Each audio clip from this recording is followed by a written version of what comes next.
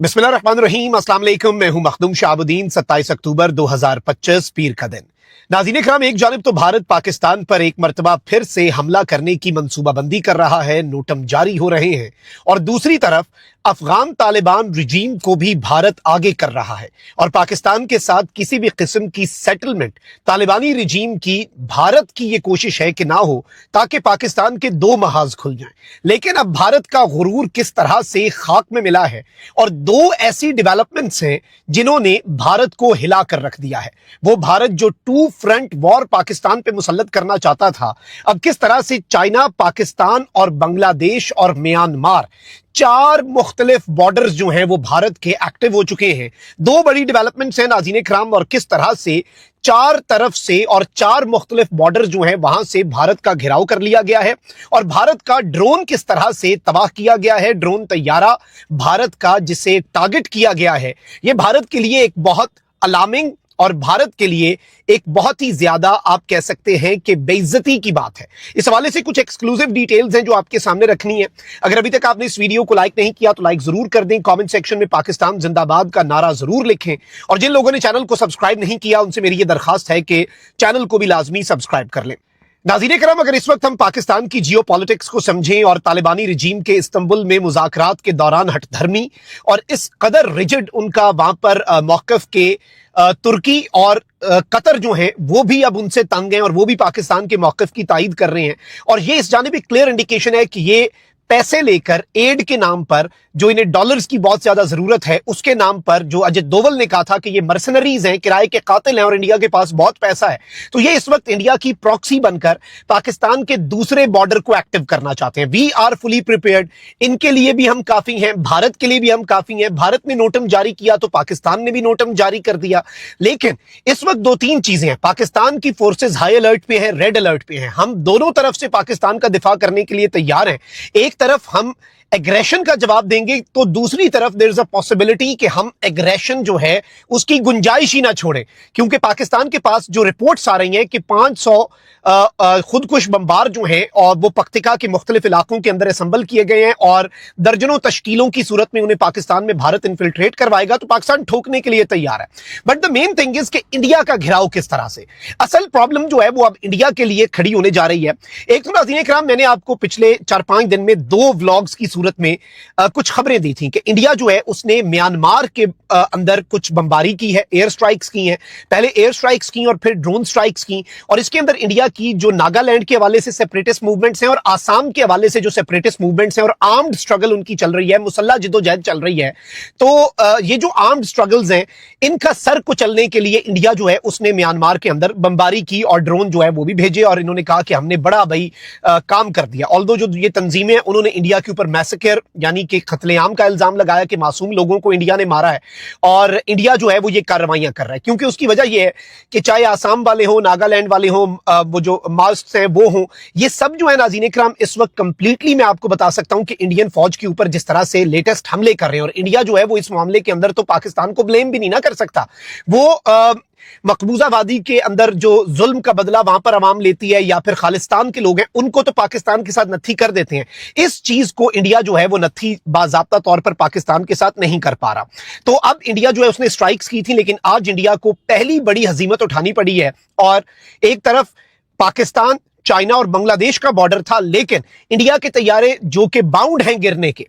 आप देख रहे हैं इनकी एयरफोर्स, अगले दिन इनकी जो प्रेसिडेंट है इंडिया की, highest office holder Indian air force, उसका हेलीपैड इस तरह से नहीं बना पाई। हेलीपैड वो बैठ गया और फायर ब्रिगेड वाले और पुलिस वाले और रेस्क्यू वालों ने उसके हेलीकॉप्टर को धक्का लगाया, इंडियन एयरफोर्स के हेलीकॉप्टर को, कैरिंग द इंडियन प्रेसिडेंट। ये इनकी औकात है। और म्यांमार इंडिया के सामने उसकी क्या वर्थ होगी। लेकिन खबर यह है नाज़रीन इकराम के नागालैंड आर्मी जो है NSCN, ये जो एक ग्रुप है, इसने मुबैना तौर पर इंडिया का एक ड्रोन जो है वो गिराया है, और इंडियन आसाम राइफल्स जो है उनका ड्रोन मॉन डिस्ट्रिक्ट जो है वहां पर गिराया गया है नियर द बॉर्डर। यानी कि बॉर्डर के करीब इंडिया का एक ड्रोन त्यारा जो है उसे गिरा दिया गया है। ड्रोन जो है वो सर्वेलेंस कर रहा था, इसे टारगेट कर लिया गया और इससे पहले ही कल ही इंडिया ने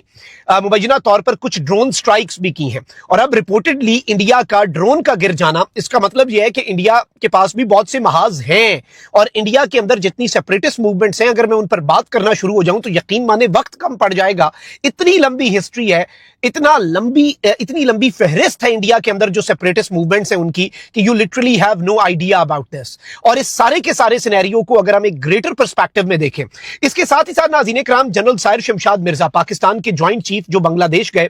बांग्लादेश में उनकी जो अनप्रेसिडेंटेड मुलाकातें हुई, यूजुअली ये होती है कि आपकी काउंटर पार्ट्स के साथ मुलाकातें होती हैं। काउंटर पार्ट मतलब वो वहां की मिलिट्री लीडरशिप से मिलते हैं। अच्छा, जनरल साहिर शमशाद मिर्जा से पहले पाकिस्तान के एक लेफ्टिनेंट जनरल जो कि डीजी हैं ज्वाइंट स्टाफ हेडक्वार्टर के, वो गए, उनकी मुलाकात के ऊपर भी इंडिया ने बहुत वावेला किया। फिर बांग्लादेशी जनरल्स पाकिस्तान आ रहे हैं, पाकिस्तान के वफूद वहां पर जा रहे हैं और इवन इंडियन मीडिया ने तो यहां तक कहा कि in the last few weeks Pakistan की आईएसआई की जो डेलीगेशंस हैं, they have also visited Dhaka. अब जनरल साहिर शमशाद मिर्जा के दौरे के ऊपर एक तो इंडिया को यह मसला है कि वो वहां के चीफ एडवाइजर जो मोहम्मद यूनुस हैं उनके साथ क्यों मिले, और इसके साथ ही साथ इंडियन मीडिया जो है वो आसमान उसने सर पे उठा लिया कि भाई वहां के नेशनल सिक्योरिटी एडवाइजर, वहां के मिनिस्टर ऑफ डिफेंस, वहां के army chief, air chief, navy chief, सबसे पाकिस्तान का जो ज्वाइंट चीफ का जनरल है, one of the most important generals who represents, actually Pakistan में there is only one general who represents army, air force and navy, और वो जनरल साहिर शमशाद मिर्जा हैं। तो उनका जाना बहुत ज्यादा माने रखता है और इसमें उन्होंने यहां तक कहा कि इन्हें दौरा करवाया गया है चिकन्स नेक, जो इंडिया की 7 रियासतें और उनके करीब बांग्लादेश का स्ट्रेटेजिक बेस है जिस पर कंस्ट्रक्शन की जा रही है, जिस पर बांग्लादेश के आर्मी चीफ जो हैं वो भी कुछ दिन पहले गए और वहां पर जो फाइटर जेट्स हैं उनके लिए जो रनवेज और दीगर चीजें, एयरबेस को रिवैम्प किया जा रहा है। और अब यह कहा गया है कि बॉर्डर एरियाज का भी दौरा करवाया गया। लेकिन अब जो असल चीज है वो ये है कि जनरल साहिर शमशाद मिर्जा को जो मोहम्मद यूनुस हैं, जो कि बांग्लादेश की हुकूमत के सरबराह हैं, हसीना वाजिद की हुकूमत का खात्मा होने के बाद उन्होंने एक बांग्लादेश के आर्ट का पीस जो है ना वो पाकिस्तान के ज्वाइंट चीफ को गिफ्ट किया।